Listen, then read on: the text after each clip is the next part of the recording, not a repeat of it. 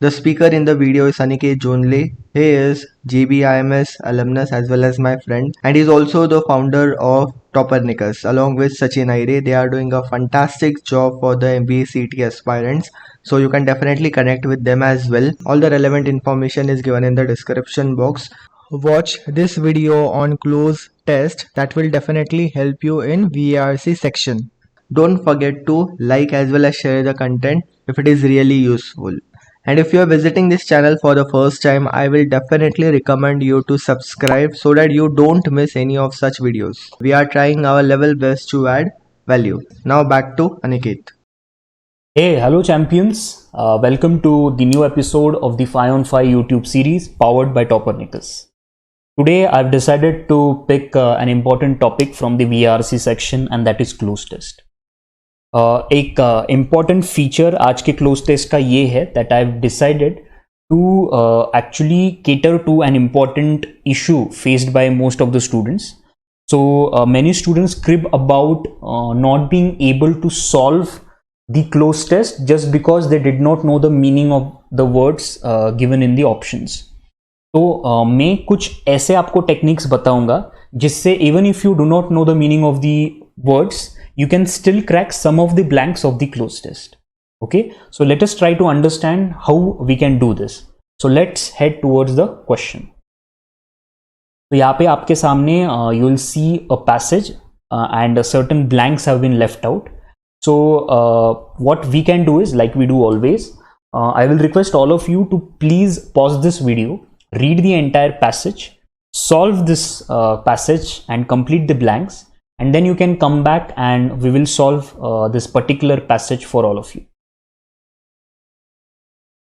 Okay, so hope you have read the passage. So the usual way which most of the students adapt is to read the entire passage, try to get the gist of the passage, and that is a very good method in fact to go about solving the close test. इससे होता क्या है that you get to know about the tone of the passage, you get to know what the passage is talking about, you get to know about the hero, the villain elements, right? तो उससे होता क्या है कि आप कुछ options eliminate कर पाते हो while you are going through a particular blank. तो आपने अगर ये पूरा passage पढ़ा होगा, you might have known that this is related to the Geneva summit. तो जैसे मल्टीपल इंटरनेशनल मीटिंग समिट होते हैं, वैसे ही एक समिट की बातचीत हो रही है जहाँ पे the US president and the Russian head both of them are about to meet, और उसके ऊपर ये बातचीत है. तो this particular passage starts with a neutral tone because of course एक मीटिंग है और आपको भी पता है कि इंटरनेशनल लेवल के मीटिंग में झगड़े तो होंगे नहीं या फिर ये होगा नहीं. So it's a neutral on, it starts on a neutral tone and then finally it moves towards the negative tone. क्यों? क्योंकि देन वो सडनली पुरानी यादें यहाँ पे हमारे सामने लाते हैं कि how the United States think of Russia and Russia को यूनाइटेड स्टेट्स के बारे में क्या लगता है and how the things have not been very good over the past few years. Okay, so starting with neutral, moving towards negative. So let's try to understand कि किस तरीके से ये close test solve करनी है without worrying much about the difficult words. Okay, so the first blank. Before that, एक चीज बताऊंगा कि 3 elements का यूज करके आप close test solve कर सकते हो. The first is of course vocabulary. मैं ये solve कर रहा हूं इसका मतलब ये नहीं कि vocabulary important नहीं है. Vocabulary is very important, right? Second is grammar. Right, and third is logic. और ये कैसे यूज करते हैं I'll show you. So the first blank is the Geneva summit dash US president and his Russian counterpart on Wednesday. तो यहाँ पे आपको क्या समझ रहा है, काम माइंड रखो एंड देन सोचो कि एक समिट है इन दोनों के बीच में, US president Joe Biden and his Russian counterpart. तो क्लियरली आपको दिख रहा है that we are talking about 2 entities. We are separating them with and.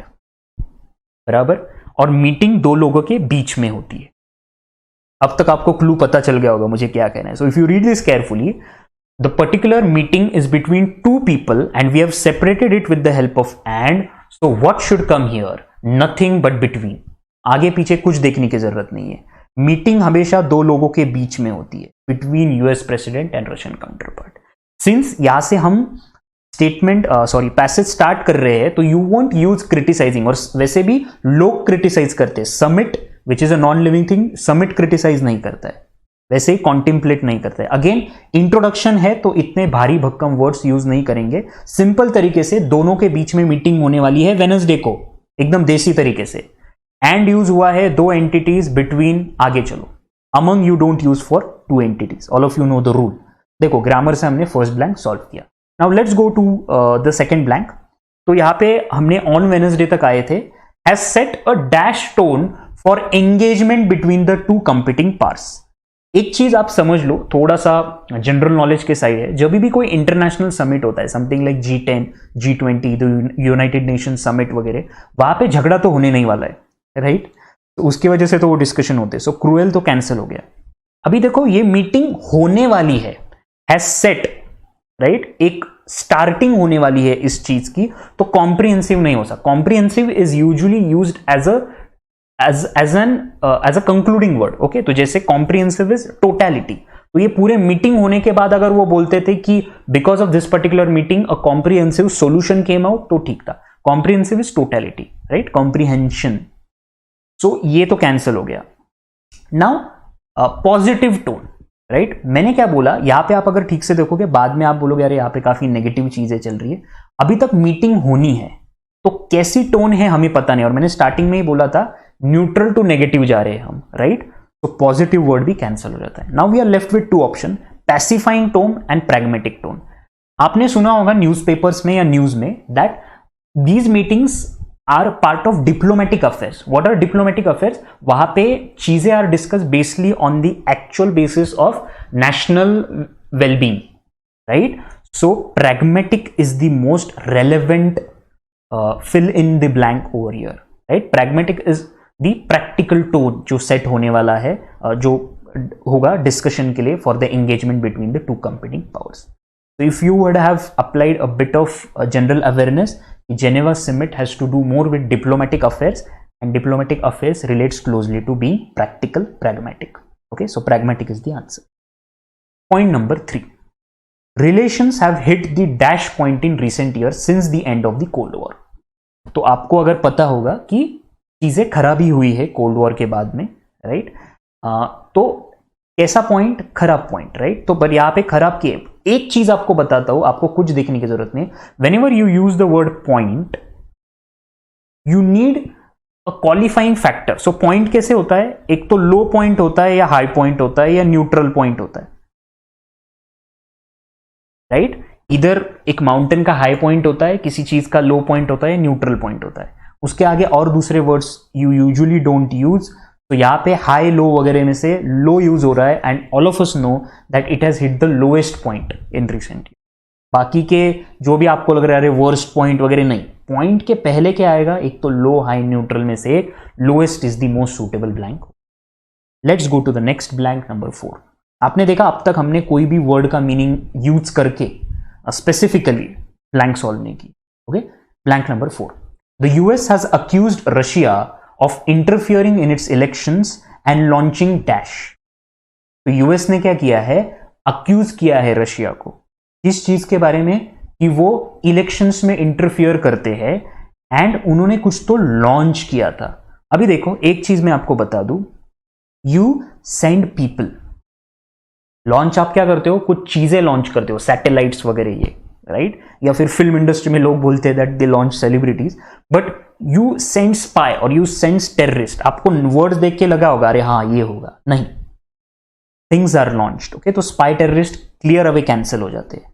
Now आप मुझे बताओ, अब कुछ लोगों को ये हिस्ट्री पता होगी, राइट? तो कुछ न्यूक्लियर अटैक्स वगैरह कुछ हुए नहीं क्लियरली, ओके, तो वो वैसे भी कैंसिल हो जाता है। यहां पे कुछ ऐसी सीवियर भी चीज हुई नहीं है, राइट? तो missiles, nuclear attacks clearly cancel होते हैं, और जिनको जनरल अवेयरनेस के बारे में पता है उनको तो क्लियर अवे मिसाइल्स और न्यूक्लियर अटैक्स को कैंसिल ही कर देंगे। तो we are left with cyber attacks, and that is the answer. इसका और एक लॉजिक आपको पता होगा, कुछ सालों पहले यूएस ने अक्यूज किया था कि उनके कुछ इंटेलिजेंस एजेंसीज और कुछ ऑर्गेनाइजेशंस का डेटा हैक हुआ था, and they claim that it was a Russian guy. Okay, so ये उसी चीज की बात हो रही है, cyber attacks. And criticize its dash of internal dissent. Now let's go to the next blank, the last blank, and criticized a dash of internal dissent. तो वो क्या बोल रहे हैं कि कुछ उनके कंट्री के अंदर भी कुछ ना कुछ चलते रहता है। Now इस यहाँ पे क्या आएगा ये क्लियर होता है इस वर्ड को देख के. इफ यू ऑब्जर्व दिस क्लियरफुली, आपको दिखेगा कि वो बातचीत किस लेवल पे हो रही है मालूम है क्या, कि वो होता है ना थोड़ी सिक्रेटिवली बात. देखो यहाँ पे भी उन्होंने साइबर अटैक लॉन्च किया ताकि चीजें, so they are trying to maybe hide certain things, they are trying to keep certain things secret. जैसे इलेक्शंस में भी घुस के वो थोड़ा सा मैनिपुलेशन करना चाहते, ऐसे यूएस का कहना है. सो ये सारी चीजें जो है ये कहीं ना कहीं दिखाता है कि वो क्या कर रहे हैं, they are trying to hide certain things. तो वैसे ही उनकी कुछ इंटरनल जो अनबन है उसके बारे में भी शायद वो ठीक से चीज बाहर आने नहीं दे रहे. So we need something which will show the word for secret. Spread उल्टा ये ऑपोजिट हो जाएगा, न्यूज नहीं. या काफी लोग न्यूज करेंगे बट वी नीड समथिंग जिससे दिखे कि वो छुपा रहे, न्यूज नहीं. वायलेंस नहीं आएगा क्योंकि ऑलरेडी नेगेटिव टर्म है, डबल नेगेटिव आप यूज नहीं करोगे. स्टिफलिंग हमें मीनिंग नहीं पता, let's go to the next word. Politics, politics of internal dissent. अभी देखो यहां पे अगर ओवर होता तो आप पॉलिटिक्स यूज कर सकते थे. Politics is related to a sphere, it is related to a domain. Layman language में हम बोलते तो इसका पॉलिटिक्स मत कर, नहीं. Politics is related to domain. Let's say someone does politics over some subsidy scheme. That is politics over subsidy scheme.